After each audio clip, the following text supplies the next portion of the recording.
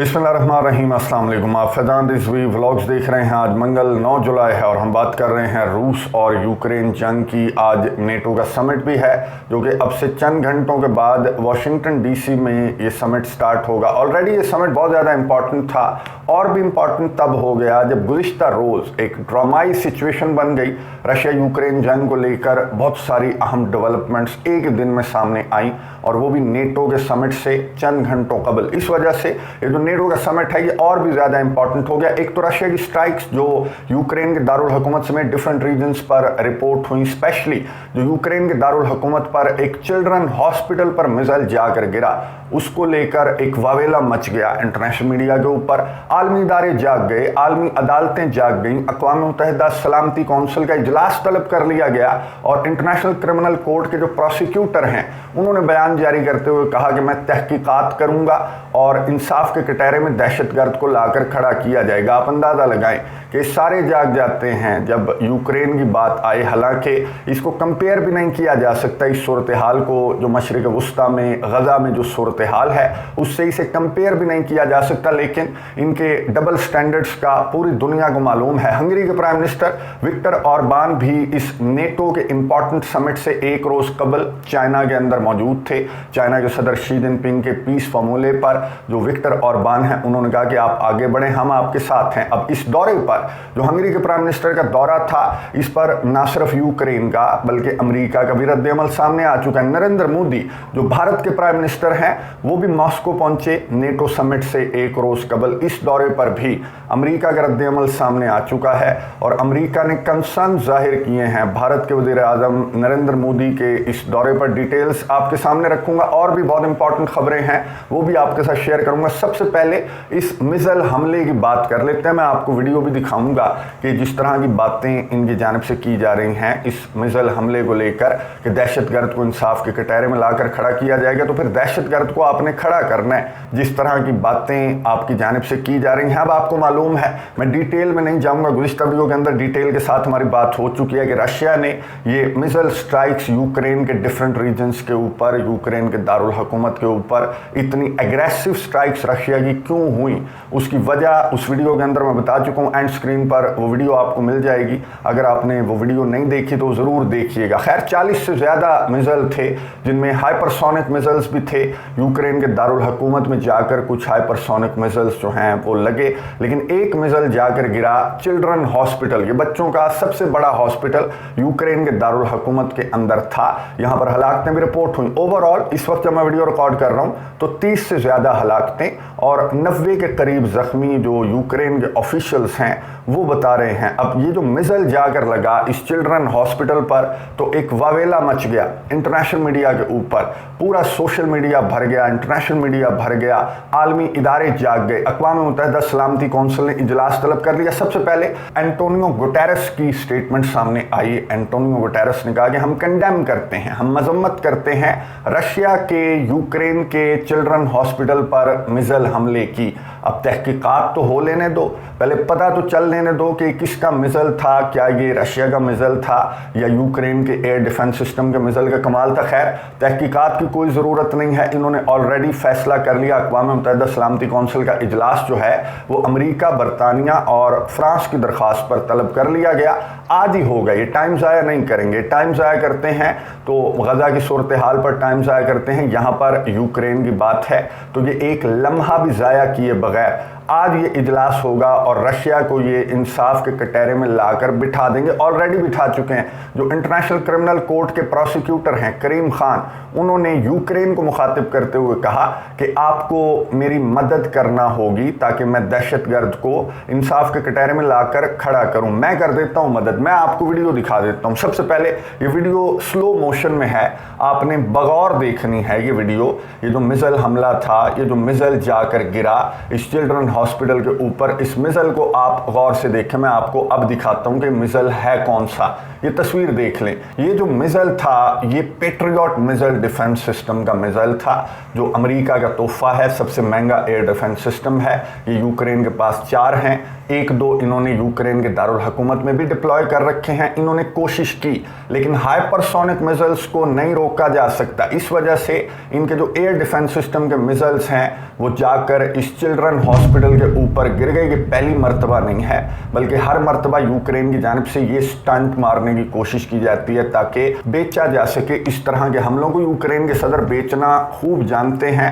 बहरहाल ये जो वीडियो मैं आपको दिखा रहा हूँ ना सिर्फ सोशल मीडिया के ऊपर बल्कि रशिया का मीडिया भी ये वीडियो जो है वो बहुत ज़्यादा दिखा रहा है। और क्रेमलिन के तर्जमान दिमित्री पेस्कोव ने भी यही स्टेटमेंट जारी की कि हमारा टारगेट सिविलियंस नहीं होते। हमारा ट्रैक रिकॉर्ड देख लें, इस जंग के दौरान हमने सिविलियंस को कभी टारगेट नहीं किया। अगर कोई सिविलियन इंफ्रास्ट्रक्चर हिट हुआ तो वो यूक्रेन के एयर डिफेंस सिस्टम का कमाल ही एट द एंड निकलता है। लेकिन अमेरिका के जो तर्जमान हैं मैथ्यू मिलर, उनसे जब रिपोर्टर ने सवाल किया कि क्या ये रशिया का मिसाइल था, तो उन्होंने कहा बिल्कुल ये रशिया का मिसाइल था जो यूक्रेन के चिल्ड्रन हॉस्पिटल के ऊपर जाकर गिरा है। गुफ्तगू सुनिए, उसके बाद बात करते हैं।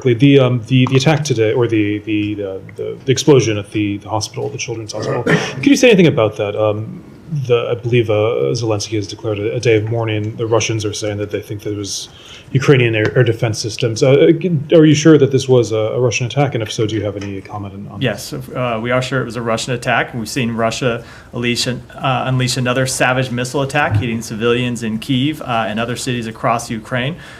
We are seeing reports that at least 23 civilians were killed in Ukraine in these missiles attacks. Just to be clear, these are sites that serve no military purpose.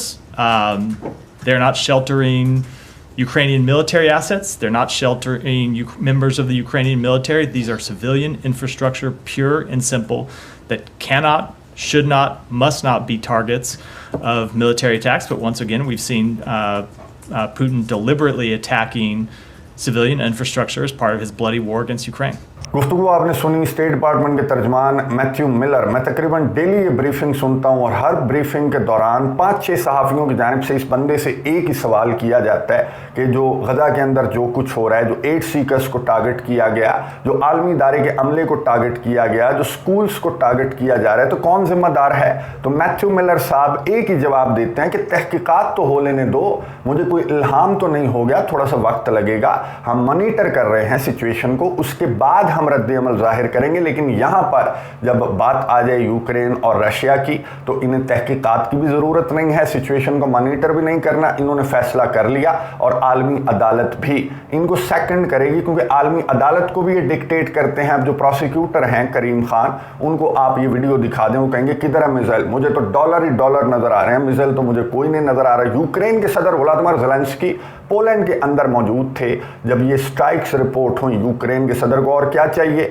सौदा बेचने के लिए उन्हें एक पॉइंट मिल गया, इमदाद बटोरने के लिए उन्हें एक पॉइंट मिल गया। 5-6 मुतालबात की जो फहरिस्त है वो यूक्रेन के सदर ने यहाँ पर निकाल ली। हर मुलाकात के दौरान, चाहे डूडा से मुलाकात हुई या पोलैंड के प्राइम मिनिस्टर से मुलाकात हुई, तो यूक्रेन के सदर ने इन्हीं स्ट्राइक्स का जिक्र करते हुए ढेर सारे मुतालबात पोलैंड के सामने रख दिए। यूक्रेन के सदर ने कहा कि आपने देख ली ब्रूटैलिटी, आपने देख ली दहशतगर्दी रशिया की, इसीलिए मैं आपको कह रहा था कि मुझे एयर डिफेंस सिस्टम प्रोवाइड कर दें, लेकिन आप मेरी बात ही नहीं सुन रहे।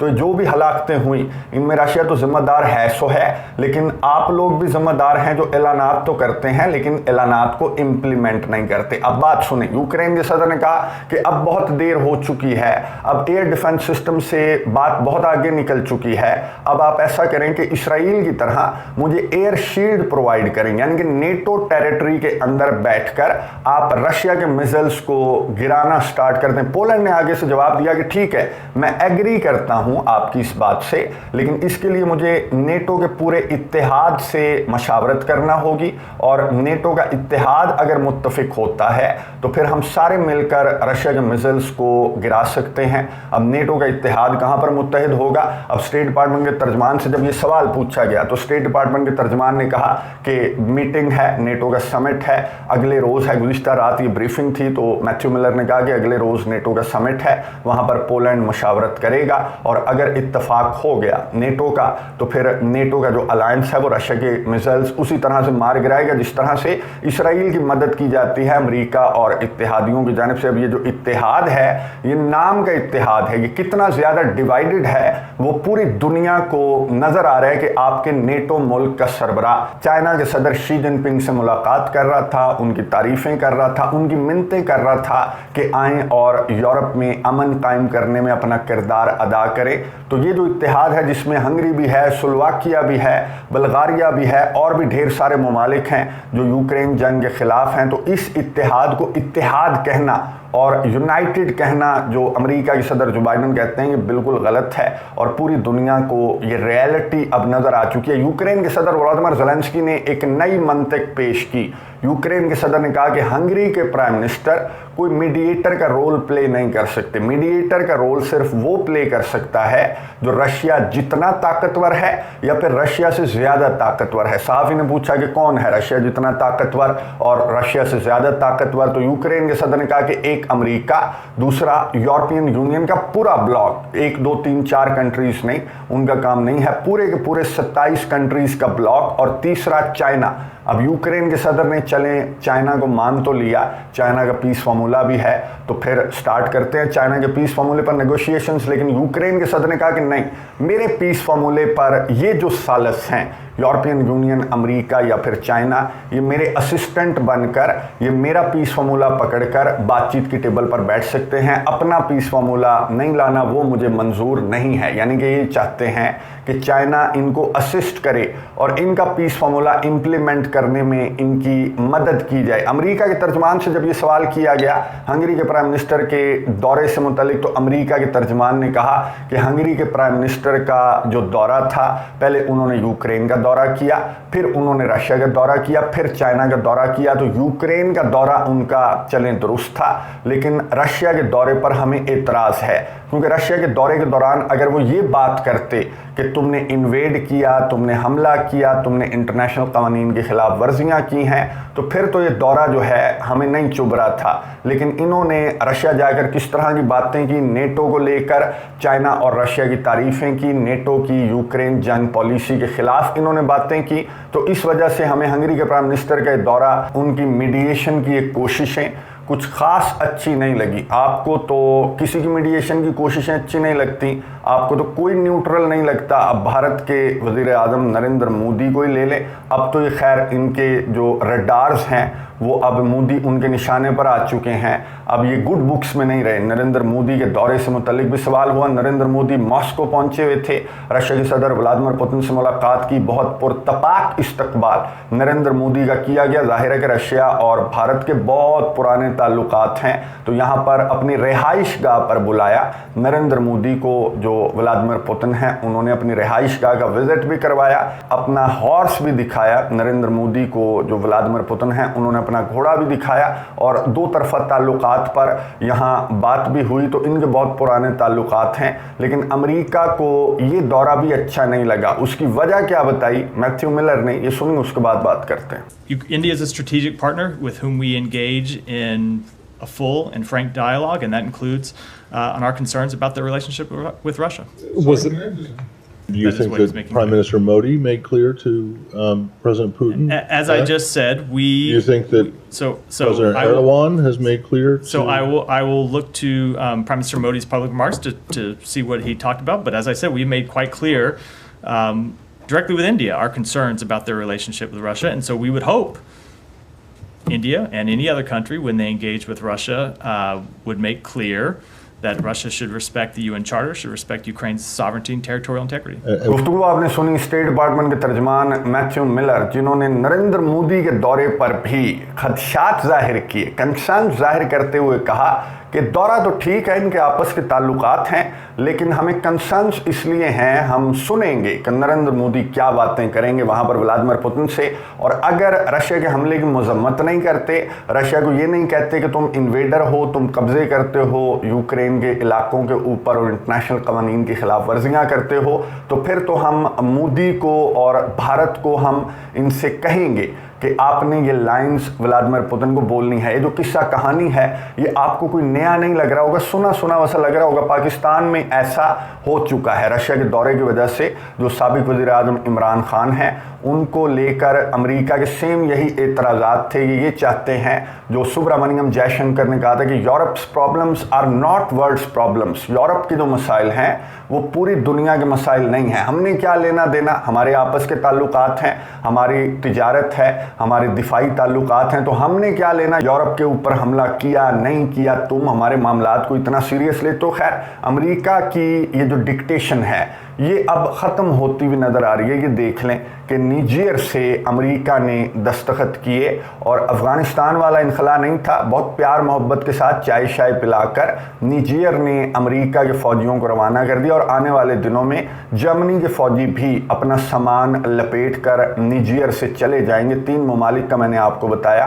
कि अफ्रीका से इनकी इन्फ्लुएंस जो है वो ख़त्म होती जा रही है। और अफ्रीका की जो 3 कंट्रीज़ हैं माली, बर्किना फासो और निजेर, इनको समझ आ चुकी है कि ये यहाँ पर बैठकर हमारे जो मादनियात हैं, जो ज़खायर हैं, उनको खाते हैं और हमारे ऊपर रोब झाड़ते हैं, हमारी इंटरनल पॉलिटिक्स के अंदर दखल देते हैं। तो पूरी दुनिया को बात समझ आती जा रही है। और यूरोप के अंदर भी फ्रांस में जो नई पार्टी जिसने इंतखाबात जीते हैं वो नई पार्टी मैं आपको बता दूं कि ये प्रो पैलेस्टाइन पार्टी है। और इसको कहा जाता है ज्यूज़ की जानिब से, जो सहूनी हैं इनकी जानिब से कहा जाता है। एक सहूनी ने बयान जारी किया और फ्रांस में रहने वाले जो ज्यूज़ हैं उनको कहा कि भाग जाओ और इसराइल मुंतकिल हो जाओ, क्योंकि ये जो पार्टी इंतखाबात जीती है तो ये तुम्हें फ्रांस के अंदर जीने नहीं देगी। यूके के जो प्राइम मिनिस्टर हैं, नए प्राइम मिनिस्टर, उन्होंने भी मुतालबा किया है यूके से कि फ़लस्तीन को एज स्टेट तस्लीम किया जाए। बल्गारिया का, हंगरी का, स्लोवाकिया का भी मैंने आपको बता दिया। ख़ुद अमेरिका के अंदर भी